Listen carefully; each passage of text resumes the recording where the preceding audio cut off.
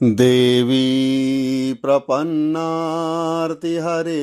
प्रसीद प्रसीद मातर्जगतोऽखिलस्य प्रसीद विश्वेश्वरी पाहि विश्वं त्वमीश्वरी देवी चराचरस्य सुरासम्पूर्णकलशं रुधिराप्लुतमेव च दधाना हस्तपद्माभ्यां कुसुमाण्डा शुभदास्तु मे। जय माँ कुसुमाण्डा, जय भगवती। माँ दुर्गा के चौथे स्वरूप का नाम कुसुमाण्डा है। अपनी मंद और हल्की हंसी द्वारा अंड अर्थात ब्रह्मांड को उत्पन्न करने के कारण इन्हें कुसुमाण्डा देवी के नाम से अभिहित किया गया है। जब सृष्टि का अस्तित्व नहीं था, चारों ओर अंधकार ही अंधकार व्याप्त था, तब इन्हीं देवी ने अपने इस हास्य से ब्रह्मांड की रचना की थी। अतः यही सृष्टि की आदि स्वरूपा आदि शक्ति हैं। इनके पूर्व ब्रह्मांड का अस्तित्व ही नहीं था। इनका निवास सूर्यमंडल के भीतर के लोक में है। सूर्य लोक में निवास कर सकने की क्षमता और शक्ति केवल इन्हीं में है। इनके शरीर की कांति और प्रभा भी सूर्य के समान ही दैदीप्यमान और भास्वर है। इनके तेज की तुलना इन्हीं से की जा सकती है। अन्य कोई भी देवी देवता इनके तेज और प्रभाव की समता नहीं कर सकते।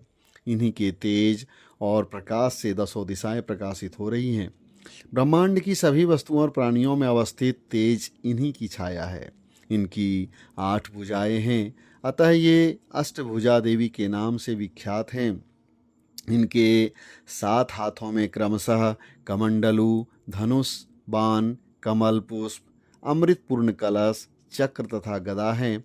8वें हाथ में सभी सिद्धियों और निधियों को देने वाली जपमाला है। इनका वाहन सिंह है। संस्कृत भाषा में कुष्मांड यानी कुम्हड़े को कहते हैं।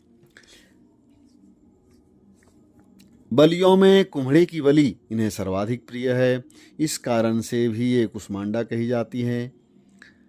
नवरात्र पूजन के चौथे दिन कुसुमाण्डा देवी के स्वरूप की उपासना की जाती है और अतः इस दिन उसे अत्यंत पवित्र, अचंचल मन से कुसुमाण्डा देवी के स्वरूप को ध्यान में रखकर पूजा उपासना के कार्य में लगना चाहिए। माँ कुसुमाण्डा की उपासना से भक्तों के समस्त रोग शोक विनष्ट हो जाते हैं।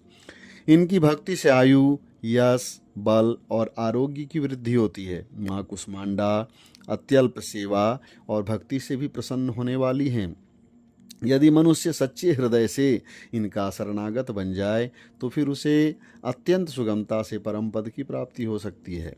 हमें चाहिए कि हम शास्त्रों पुराणों में वर्णित विधि विधान के अनुसार माँ दुर्गा की उपासना और भक्ति के मार्ग पर अहर्निश अग्रसर हो सके। माँ की भक्ति मार्ग पर कुछ ही कदम आगे बढ़ने पर भक्त साधक को उनकी कृपा का सूक्ष्म अनुभव होने लगता है।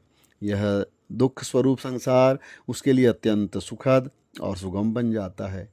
माँ की उपासना मनुष्य को सहज भाव से भवसागर से पार उतारने के लिए सर्वाधिक सुगम और श्रेयस्कर मार्ग है। माँ कुसुमाण्डा की उपासना मनुष्यों को आदि व्याधियों से सर्वथा विमुक्त करके उसे सुख, समृद्धि और उन्नति की ओर ले जाने वाली है। अतः अपनी लौकिक परलौकिक उन्नति चाहने वालों को इनकी उपासना में सदैव तत्पर रहना चाहिए। जय माँ कुसुमाण्डा, जय माँ भगवती।